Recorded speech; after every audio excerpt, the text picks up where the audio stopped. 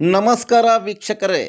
ಚೇಳೂರು ತಾಲೂಕಿನ ಪಸುಪುಲವಾರೆಪಲ್ಲಿ ಶಾಲೆಯಲ್ಲಿ ಶ್ರೀ ಶಿವಕುಮಾರ ಸ್ವಾಮೀಜಿಯವರ ಪುಣ್ಯಸ್ಮರಣೆ ಕಾರ್ಯಕ್ರಮ ಅರ್ಥಪೂರ್ಣವಾಗಿ ನಡೆಯಿತು.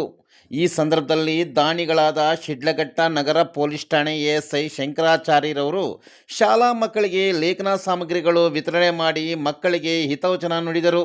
CRP Vijayakumar, PG Venkataramareddy, ASI Shankarachari, Shri Sathyasai convener Srinivas, ಅತಿಥಿ ಶಿಕ್ಷಕ ಕೆ ಬಾವಾರವರಿಗೆ ಶ್ರೀ ಶಿವಕುಮಾರ ಸ್ವಾಮೀಜಿಯವರ ಭಾವಚಿತ್ರ ನೆನಪಿನ ಕಾಣಿಕೆ ನೀಡಿ ಗೌರವಿಸಲಾಯಿತು.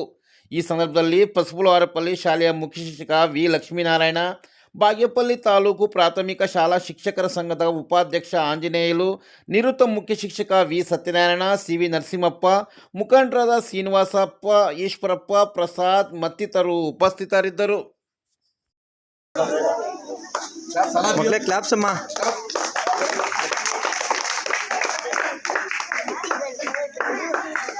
ನೋಡಿ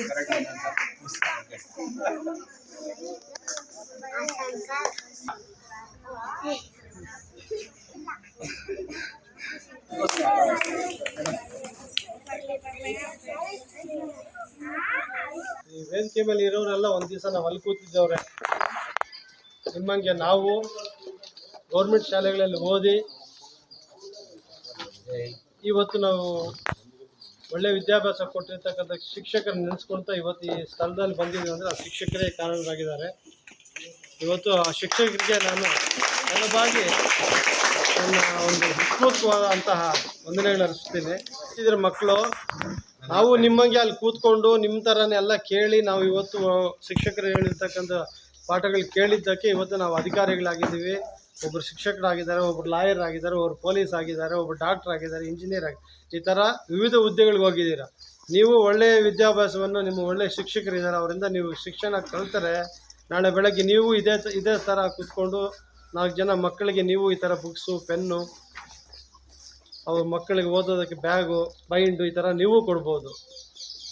ನಿಮ್ಮ ತಂದೆ ತಾಯಿಗಳಿಗೆ ಮನೆಗಳಿಗೆ ಹೋಗ್ಬಿಟ್ಟು ಒಳ್ಳೆ ವಿದ್ಯಾಭ್ಯಾಸ ಕೊಡಿಸ್ಬೇಕು ಅಂಥೇಳಿ ಹೇಳ್ರಿ.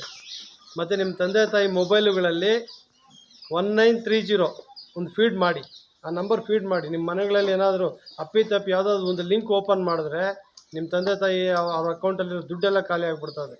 ಆ ಥರ 1930 ಫೋನ್ ಮಾಡಿದ್ರೆ ಆ ದುಡ್ಡು ರಿಟರ್ನ್ ಬರ್ತದೆ.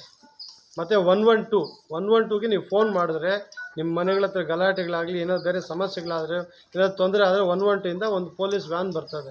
ಹಾಗೆ ನಿಮ್ಮ ಮಕ್ಕಳಿಗೆ ಏನಾದರೂ ತೊಂದರೆ ಆದಲ್ಲಿ ನಿಮ್ಮ ಶಿಕ್ಷಕರಿಗೆ ತಿಳಿಸ್ಬೇಕು.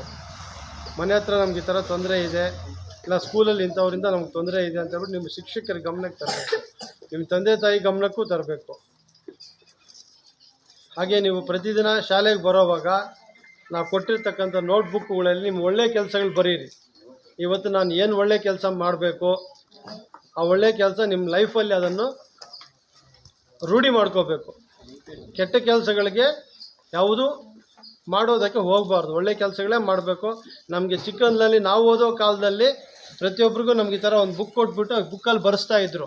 ಪ್ರತಿದಿನ ಶಾಲೆಗೆ ಹೋಗೋವಾಗ ಒಳ್ಳೆಯ ಕೆಲಸ ಏನು ಮಾಡಿದ್ದೀವಿ ಇವತ್ತು, ನಮ್ಮ ತಾಯಿಗೆ ಈ ಥರ ಹೆಲ್ಪ್ ಮಾಡಿದ್ದೀನಿ, ನಮ್ಮ ತಂದೆಗೆ ಈ ಥರ ಹೆಲ್ಪ್ ಮಾಡಿದ್ದೀನಿ, ನಮ್ಮ ಗುರುಗಳಿಗೆ ಈ ಥರ ಹೆಲ್ಪ್ ಮಾಡಿದ್ದೀನಿ, ನಮ್ಮ ಸ್ನೇಹಿತರಿಗೆ ಈ ಥರ ನಾನು ಹೆಲ್ಪ್ ಮಾಡಿದ್ದೀನಿ.